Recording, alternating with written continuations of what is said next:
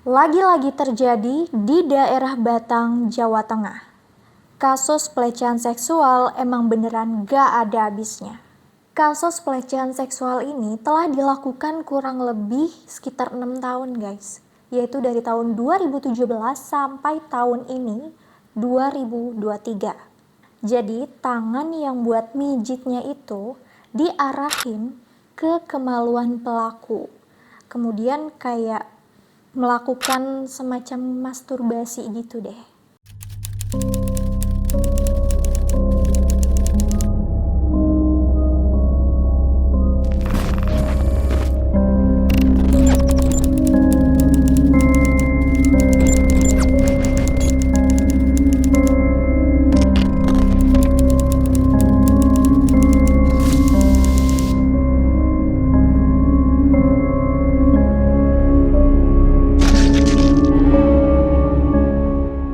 Hai everyone, balik lagi sama gue Fanny and welcome back to our channel Kena Mental.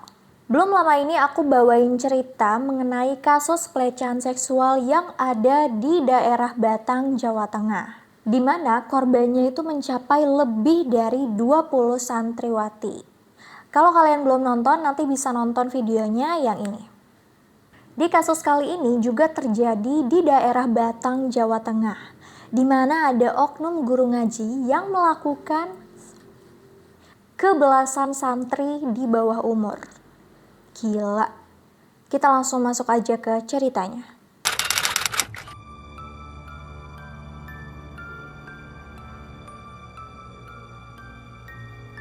Kasus pelecehan seksual ini telah dilakukan kurang lebih sekitar 6 tahun guys. Yaitu dari tahun 2017 sampai tahun ini 2023. Pelakunya bernama Tahyat Subagio yang berusia 44 tahun. Korban-korbannya adalah santri yang berusia sekitar 14-22 tahun. Dari hasil penyidikan sementara, jumlahnya mencapai 13 anak.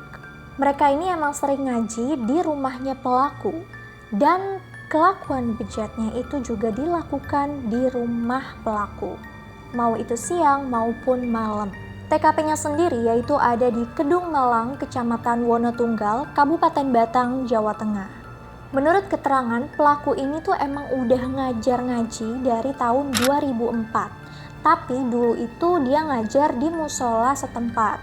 Sampai akhirnya tahun 2008 dia tuh sempat jatuh sakit nih. Dan akhirnya pengajian pun pindah ke rumahnya. Modusnya oknum ini tuh beralasan gak cuman mau ngajar ngaji aja, tapi dia juga mau mengajar sholat tahajud atau sholat malam. Jadi anak-anaknya tuh disuruh nginep nih di rumahnya. Tapi habis itu anak-anak ini tuh disuruh mijitin si pelaku yang akhirnya berujung dengan aksi cabul hingga... Jadi tangan yang buat mijitnya itu diarahin ke kemaluan pelaku. Kemudian kayak melakukan semacam masturbasi gitu deh. Nah, awal kasus ini terungkap itu karena ada beberapa santri yang protes nih ceritanya. Dan mereka melemparkan petasan atau mercon ke arah rumah si Tahyat ini. Pas ditanya kenapa mereka melakukan hal tersebut, mereka pun akhirnya cerita kalau mereka sudah dilecehkan oleh guru ngaji mereka sendiri.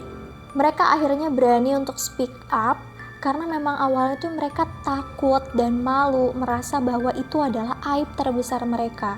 Sehingga mereka nggak berani sama sekali untuk buka mulut atau bercerita ke keluarga, apalagi orang lain. Ditambah mereka juga merasa dimanipulasi karena ya sama gurunya sendiri gitu.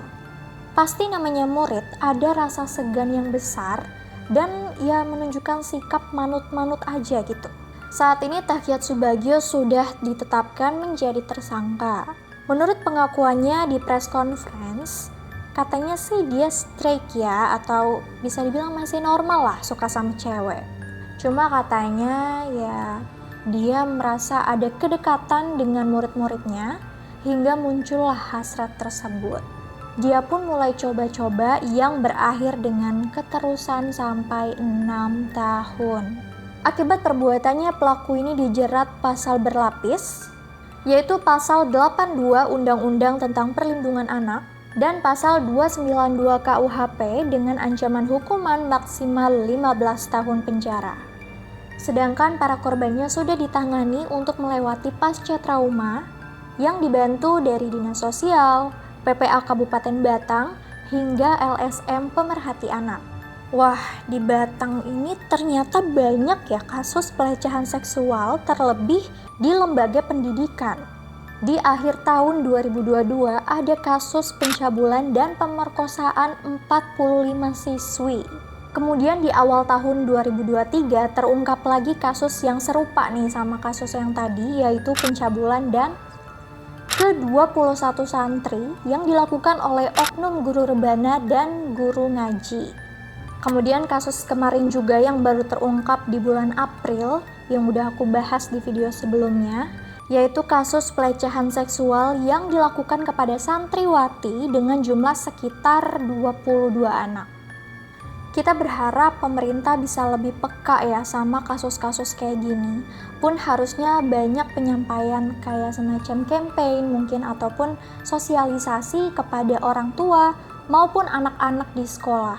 Supaya masyarakat ini bisa lebih aware nih bahwa lingkungannya tuh nggak seaman itu walaupun di lembaga pendidikan. Oke guys, segitu aja kasus di video kali ini. Semoga dari kasus ini kita bisa lebih belajar betapa pentingnya parenting ke anak, kemudian juga memperhatikan lingkungan sekitar anak. Jangan lupa tinggalin like, komen, dan share juga ke teman-teman kalian, mungkin ke orang tua juga boleh, supaya kita bisa saling mengingatkan satu sama lain. Gue Fani pamit undur diri and see you in another video. Bye-bye.